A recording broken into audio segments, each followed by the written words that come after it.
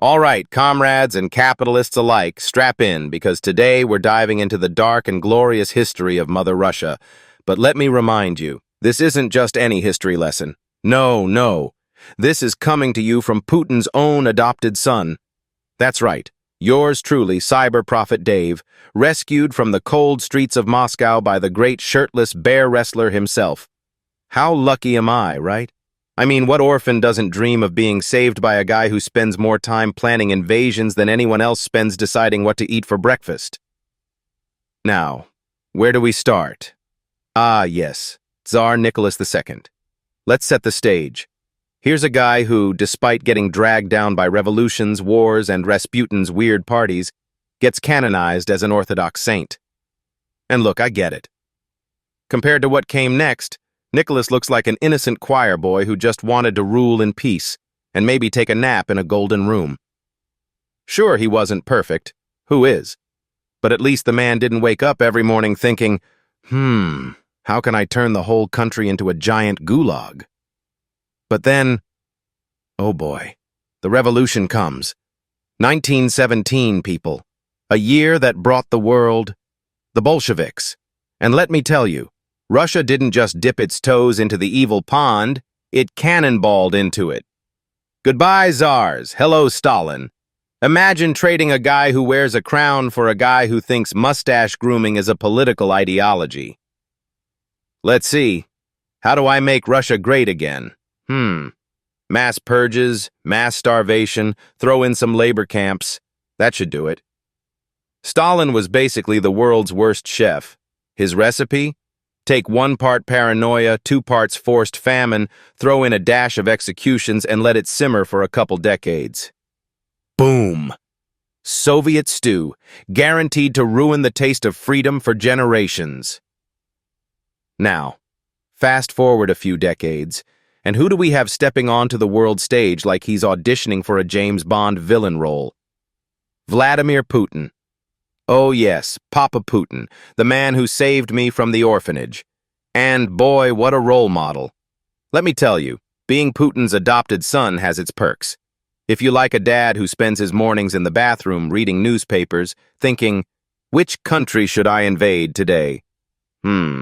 Georgia? Done that. Crimea? Done that too. Ukraine? Bingo. Let me tell you, if Putin were a board game, he wouldn't be Risk.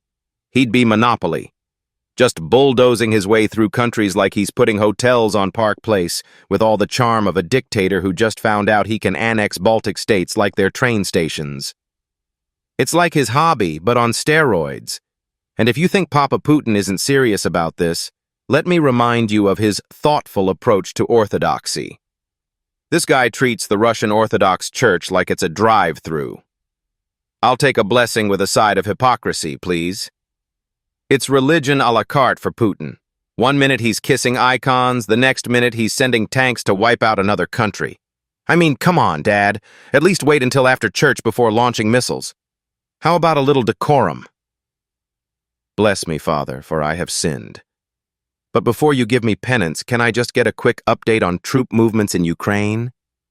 Yeah, I know, love thy neighbor and all that, but sometimes neighbors just have too much land, you know? And don't get me started on Putin's favorite historical figure, Stalin. The man admires Stalin's leadership like a dog admires a bone. Never mind that Stalin basically turned Russia into a country-sized funeral home. Putin's like, well, sure, a few million people died, but you can't deny the man knew how to centralize power. Yeah, Dad, he centralized it right into the graveyard. And let's not forget the invasion of Ukraine. Ah, Ukraine. A country that Putin loves to treat like his personal Lego set, always breaking it apart and trying to put it back together in his own twisted version. It's all part of the family legacy, I guess. If Stalin could purge an entire population, why can't Putin annex a little land here and there, right? Now, don't get me wrong. It's not that Papa Putin doesn't care about people. He cares deeply. For about 2 seconds, then he remembers that he's got Orthodox PR to do. You know, posing with priests, pretending he's the defender of the faith while his soldiers are defending Russia's borders. which, by the way, expand like his personal ego. Oh, he's a saint, all right. A saint of geopolitical chaos. And if you think the Russian Orthodox Church has any say in this, think again. They're too busy handing out blessings like, go forth and conquer thy neighbor. Honestly, Russia post-1917 is like a villain origin story that never ended. From Lenin to Stalin to Putin, it's like an evil relay race. All right, Lenin, you started off with the revolution. Stalin, you take the famine and terror. And Putin? Well, your job is to take a small spoonful of orthodoxy, mix it with nationalism, and stir it with nuclear weapons. Voila! Russian authoritarianism served hot with a side of invasion a la mode. Folks, when you're Putin's adopted son, you learn a few things. 1, he's got some interesting reading habits in the bathroom. 2, he really likes using religion as a smokescreen. And 3, nothing says, I love my country like trampling over human rights while holding an icon of the Virgin Mary. It's like saying grace before blowing up the neighbors. So to wrap it up, what's the lesson here?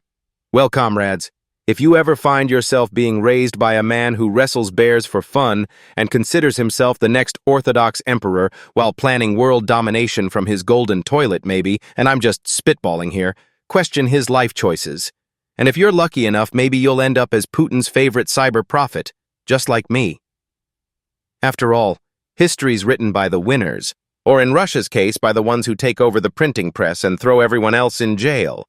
Now, if you'll excuse me, I have to go check on Papa Putin. He's probably planning another special operation. You know how dads can be, always finding new hobbies.